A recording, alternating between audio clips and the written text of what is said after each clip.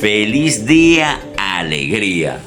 Aún en los momentos que vivimos no dejemos de estudiar, de formarnos. Y por ello les traigo la segunda parte de la entrevista a Lorenzo Ramírez, el capítulo 2. Tiene unas tareas. ¿Qué significó y significa Thomas Malthus? La teoría de Thomas Malthus. ¿Cuál fue el significado y qué hizo el Club de Roma? En torno a los límites del crecimiento. Anota esto. ¿Podrías tú creer que ante la teoría malthusiana y las soluciones planteadas por el Club de Roma a principios de los años 70, la crisis climática y lo planteado, te repito, por Thomas Malthus, hace que esta pretendida vanguardia del Club de Roma propusiera planes que están en pleno desarrollo? ¿Podrías creer que esas manipulaciones buscan normalizar algunos conceptos que han estado presentes, por ejemplo, en los movimientos hippie o en la campaña de planificación familiar en su momento? Todo bajo una ingeniería política con experimentos sociales. ¿Me creerías que el wokismo, la agenda woke, busca desacelerar el crecimiento? Ello implica desde las más convencionales estrategias, como las guerras, pasando por otras menos, como la manipulación climática, terremotos, tsunami, entre otras catástrofes. ¿Qué dirías si te enteras que buscan más atentar contra la familia nuclear cuando se defienden minorías? En términos probabilísticos, es muy difícil que personas del mismo sexo tengan descendencia. La lucha por las minorías es una larga data de movimientos sociales, pero no la promoción a través de Disneylandia con fines de desaceleración. Hablar de la pandemia como el COVID, por ejemplo, también forma parte de esta agenda en planes. La agenda verde y el monoenfoque en el CO2 como el único causante o el principalísimo y por ende los combustibles fósiles es el gran enemigo. Promueven la desaceleración del desarrollo, sobre todo del sur global. Ya el norte global ha sido desarrollado. El epicentro del debate a darse está en la agenda verde, uno de los grandes. Qué bonito está el debate. Dale, me gusta, comenta, difunde y sobre todo estudiemos. Sí va. Feliz día, alegría.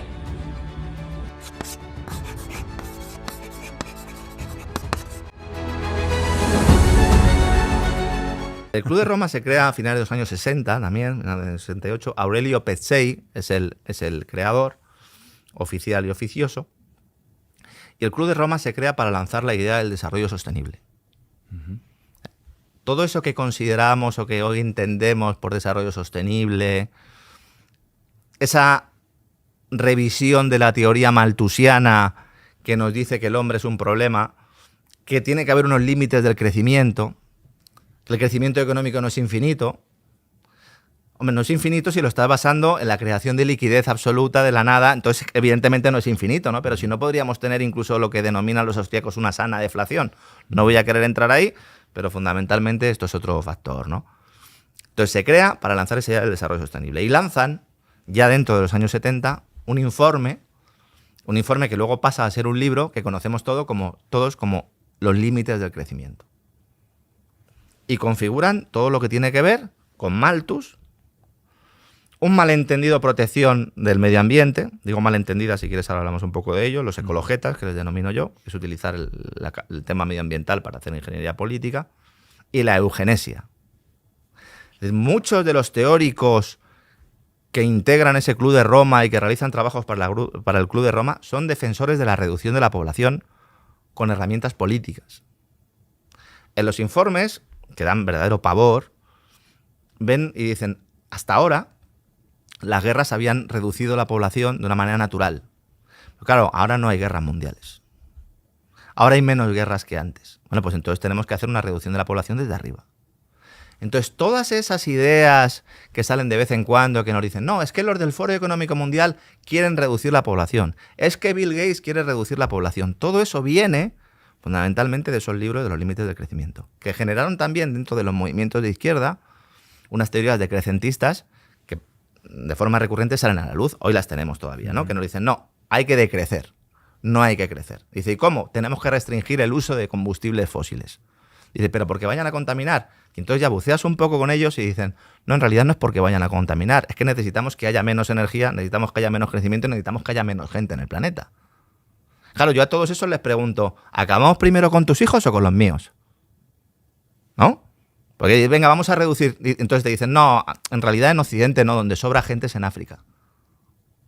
Y dice, bueno, entonces, ¿qué es lo que me estás planteando? ¿Quieres una reducción de la población africana? Y dicen, sí. Y entonces a partir de ahí, a través de la USAID, a través del Banco Mundial, se empiezan a introducir criterios para la reducción de la natalidad en los países del tercer mundo. Y se empieza a promover el uso de anticonceptivos, se empieza a promover el uso de determinados medicamentos. Ojo, no estoy diciendo que esto sea malo, el proporcionar anticonceptivos o enseñarles a determinadas sociedades que si quieren tienen la posibilidad de tener menos hijos. No estoy hablando de eso. Lo que estoy hablando es de un movimiento político de ingeniería social dirigido a modificar esas condiciones de patrones de consumo, ahorro e inversión a través de la ingeniería social. Es entonces cuando surge todo el concepto de planificación familiar.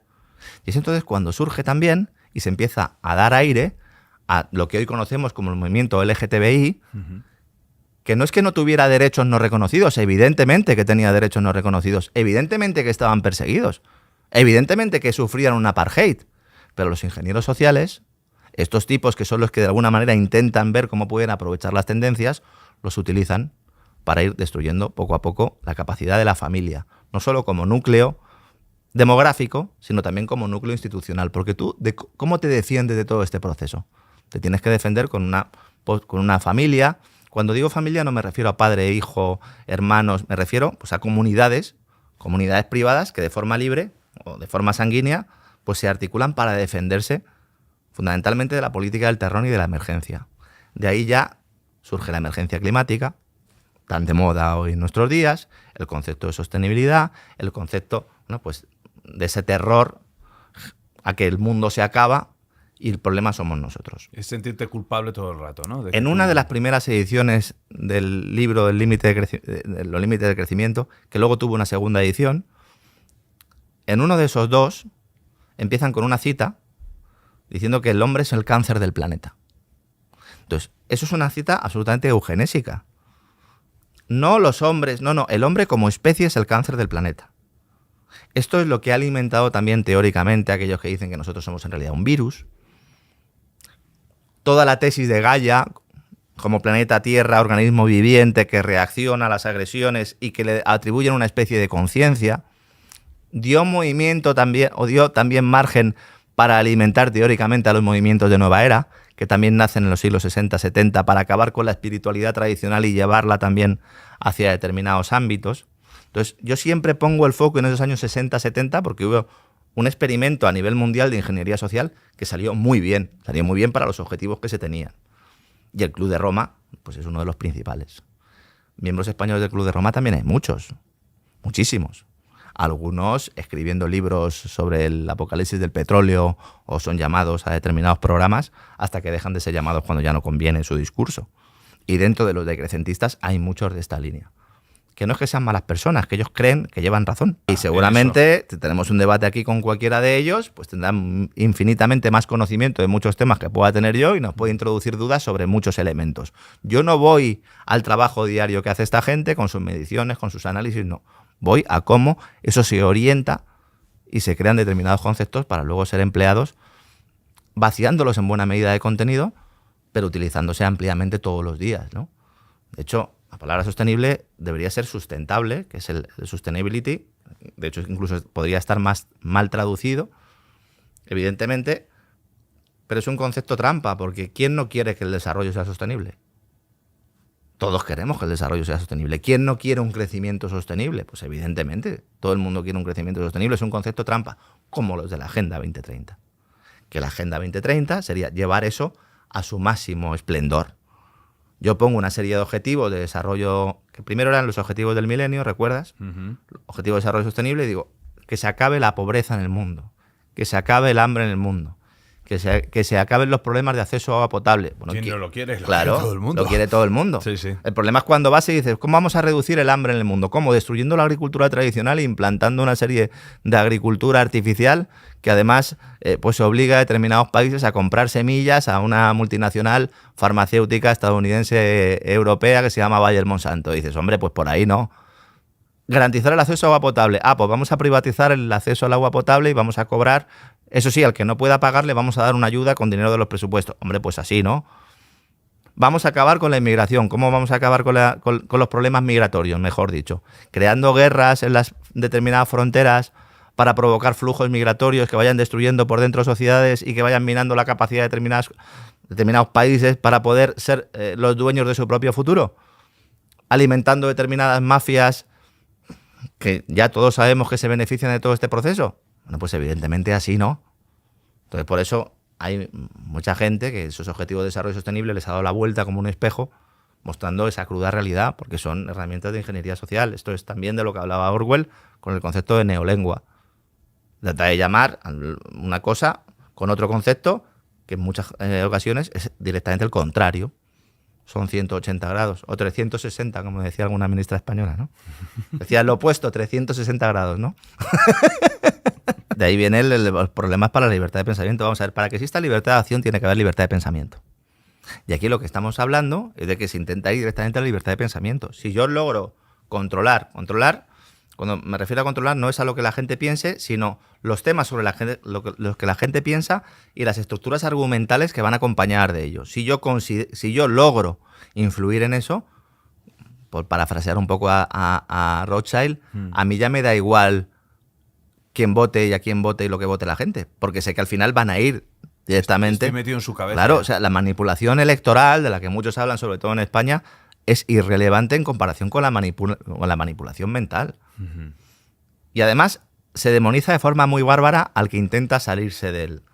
Yo en mi caso no soy un académico, esto es evidente, pero cualquier académico que esté estudiando el cambio climático es consciente de que en el momento en el que determinados dogmas, porque esto es una secta, es una religión, por eso la he llamado la religión de la calentología. Ahora ya no se puede decir porque ya no es que nos calentemos, sino que en realidad es un cambio climático. Pero tiene sus profetas, tiene sus dogmas, tiene sus iglesias. Y esto es así. Entonces, es una cuestión de fe. ¿Qué pasa? Que cualquier científico que se acerca, sobre todo les pasa a los geólogos. Uh-huh. Porque claro, se ha creado la figura del climatólogo que vive gracias a la influencia del hombre en el cambio climático. Porque aquí hay que diferenciar. O sea, el cambio climático, claro que hay. Nadie está negando el cambio climático. Bueno, a lo mejor hay algún zumbao que está negando el cambio climático. Claro que hay cambio climático. Lo que algunos estamos diciendo es, oigan, tienen que escuchar ustedes a los científicos que dicen que la teoría antropogénica del cambio climático, que es la que indica que evidentemente y sin ningún tipo de duda es el hombre que está provocando ese cambio climático, esa teoría tiene muchos agujeros, y no solo agujeros teóricos, sino prácticos. Es decir, hay muchos datos que están continuamente, ¿no?, minando ese discurso.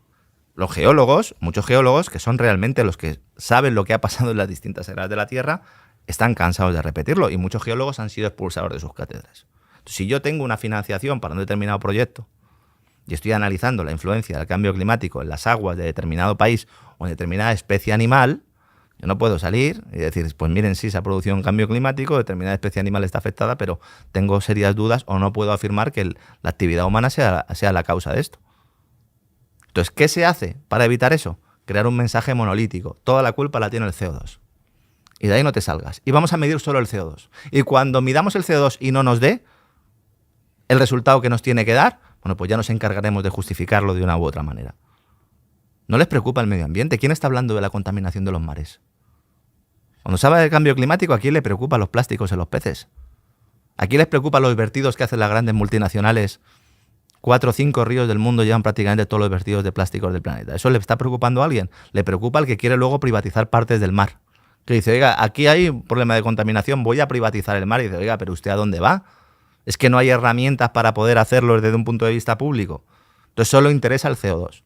Hay muchos autores que insisten en esta idea, a lo cual se une un componente también profundamente sectario, que es el de hablar continuamente del apocalipsis y poner fechas, profetas del apocalipsis, que nunca se cumplen.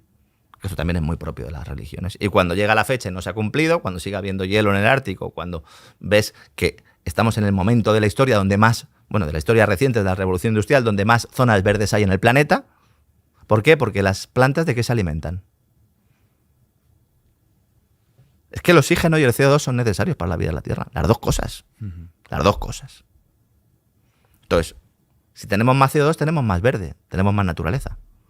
Si nos están diciendo que se quiere proteger a la naturaleza, por eso el discurso tiene que ser monolítico y el que se salga, palo. Y llega un momento en el que uno ya empieza a dudar. Y a mí también me pasa. Y ya sabes que yo soy muy crítico con esto. Yo esto le llamo la soga verde, porque además sirve para ahorcarnos y para promover determinadas políticas de decrecimiento que son muy, muy intrusivas y que además pues acaban con las posibilidades de desarrollo de determinados pueblos. ¿Por qué no se publican? Se publican, pero ¿por qué no se les da una mayor difusión a todos aquellos estudios que están analizando la influencia de la actividad solar en el cambio climático? O sea, desde un punto de vista incluso del desconocimiento, de la persona que no sepa nada. El sol tiene que influir en el calentamiento global, digo yo. Todos los que han estudiado esa actividad solar se han dado cuenta de que evidentemente no solo es que influya, es que coinciden determinadas actividades solares con incrementos o bajadas de temperatura. Nadie quiere hablar, por ejemplo, de por qué Groenlandia se llama Groenlandia. Groenlandia se llama Groenlandia porque es Greenland, que es la tierra verde. Dice, oiga, pero hoy hay hielo. Dice, sí, pero es que antes había vikingos allí. Eric el Rojo llegó allí con un barco, no sabía dónde estaba, dijo, esto es la tierra verde. Iban turistas a Groenlandia, de Dinamarca. Era la tierra verde. ¿Qué pasa? Que hubo un periodo en la Edad Media que es el óptimo climático. Óptimo. Donde las temperaturas eran muy superiores a las que hay ahora. ¿Esto quiere decir que haya que cerrar los ojos y decir, pues nos da igual el cambio climático? No, claro que no. Lo que hay que hacer es, además de identificar las causas, ver qué áreas del planeta se van a ver afectadas por ese cambio climático y establecer políticas y estrategias corporativas a largo plazo para que también sea el mercado el que en buena medida pueda solventar esos problemas a largo plazo. Como se ha hecho el desarrollo social de toda la vida. Ahora, si tú estás manipulando las estadísticas, estás manipulando las cifras, pues tú no puedes hacer una previsión a largo plazo. Si esas cifras se cumplieran, si nosotros supiéramos con exactitud qué zona va a estar desertificada o dónde va a aumentar el nivel del mar, bueno, pues podemos hacer trasvases de población. Tenemos las herramientas tecnológicas, pero es que ese no es el objetivo. Es más, cuanto más desastres se produzcan, mejor. Porque más control por parte de ellos. Porque puede justificar Más lo que existe. soluciones ¿Qué para pasó ello. con la Dana? Que al día siguiente estaban diciendo que Valencia era la zona D del cambio climático planetario. Es que lo vi, que ponían hasta el simbolito de la 2030. Tú ahí siempre te acuerdas de mí, a que te acuerdas de mí siempre que ves eso. Claro. Cada vez que hay cualquier desastre, cualquier catástrofe natural, la atribuyes a eso. Con lo cual, yo cuando veo el circulito ya... es que lo necesitas. Necesitas que haya desastres. Lo necesitas. No estamos hablando de que hay tecnología que lo puede hacer, pero no estamos hablando de crear terremotos a distancia ni de modificar el clima. ¿Que hay tecnologías que lo hacen? Hay tecnologías que lo hacen. Pero no estamos hablando de eso. Estamos hablando de aprovechar determinadas catástrofes que se producen de forma natural para sacar un rédito no solo económico.